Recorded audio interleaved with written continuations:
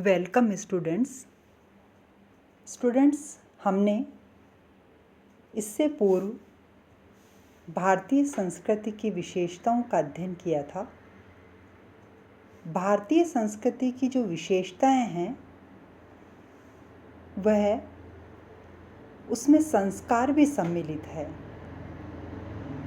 इसी प्रकार हमने आश्रम व्यवस्था का भी अध्ययन किया था।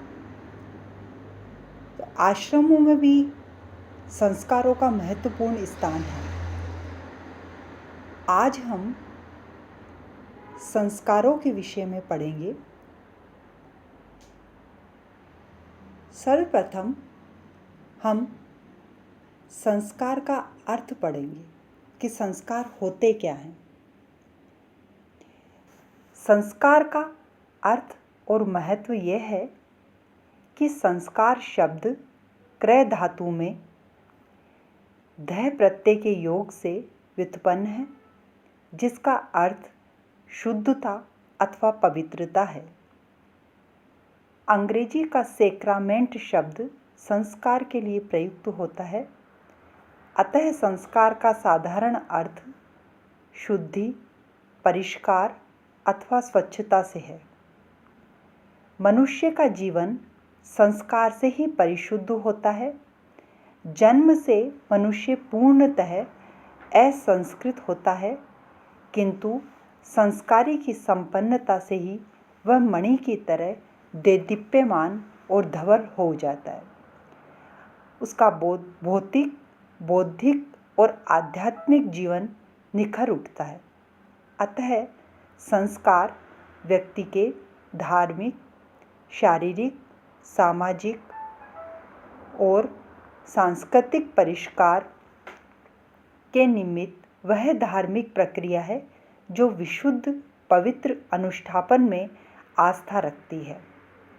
संस्कारों की विविध क्रियाओं को निष्ठापूर्वक करने से व्यक्ति समाज का पूर्णतः अंग बन जाता है।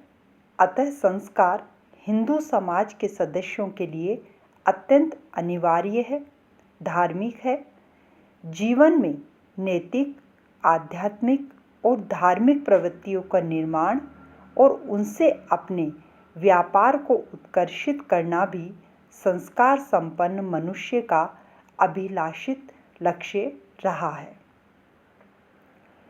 संस्कारों की जो संपन्नता है वह शास्त्र के निर्देशानुसार भी मानी गई है। व्यक्ति के जीवन का परिष्करण इसी आधार पर होता रहा। संस्कारों के माध्यम से ही व्यक्ति का गृहस्थी आदि जीवन के व्यवहारिक रूप प्राप्त होते हैं तथा उसका सामाजिक और धार्मिक जीवन उन्नत होता है। मनुष्य का जीवन संस्कारों से ही आवृत रहा है। जन्म से लेकर मृत्यु तक विभिन्न संस्कारों से उसका जीवन शुद्ध और पवित्र होता रहा है। संस्कारों को संपन्न किए बिना अपवित्र, अपूर्ण और अव्यवस्थित मनुष्य का जीवन माना जाता है। शरीर और आत्मा की भी शुद्धि संस्कारों के द्वारा ही संभव है।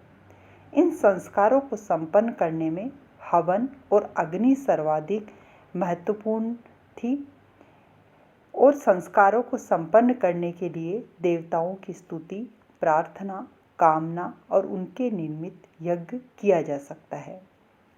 जीवन में नैतिक, आध्यात्मिक और धार्मिक प्रवृत्तियों के निर्माण और उनसे अपने व्यापार को उत्कर्षित करना भी संस्कार संपन्न मनुष्य का अभिलाषित लक्ष्य रहा है। भारत में संस्कारों का जो प्रचलन है वह वैदिक काल से ही रहा है, तथापि इनका विवरण पहले के साहित्य में नहीं मिलता है। सूत्र ग्रंथों और स्मृति ग्रंथों में इनके विषय में विस्तार से विवरण मिलता है। मनुष्य के जीवन में कितने संस्कार संपन्न होने चाहिए, इस विषय पर भी धर्मशास्त्र एकमत नहीं है।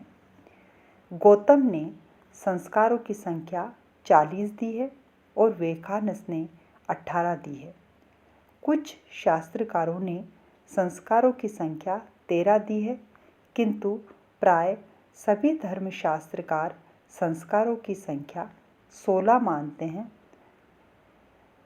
स्टूडेंट्स, जो संस्कार है वो व्यक्ति के जीवन पर्यंत चलने वाली प्रक्रिया है। जब मनुष्य का जन्म होता है और उससे मृत्यु तक वह संस्कार चलते रहते हैं और उनकी जो प्रक्रिया है वह भी चलती रहती है।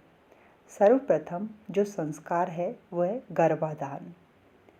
गर्भाधान संस्कार का अर्थ है कि व्यक्ति जब गर्भ में उसका प्रवेश होता है, उसके बाद पुंसवन संस्कार है, उसके बाद सीमंतोन्नयन संस्कार है, फिर जातकर्म, नामकरण, निष्क्रमण, अन्नप्राशन, चूड़ाकर्म, कर्णभेद, विद्यारंभ, उपनयन, वेदारंभ, केशांत अथवा गोदान, समावर्तन, विवाह और लास्ट में है अंत्येष्टि संस्कार। तो इस प्रकार ये जो 16 संस्कार है उनकी विस्तृत रूप से चर्चा हम अगले अपने वीडियो में करेंगे।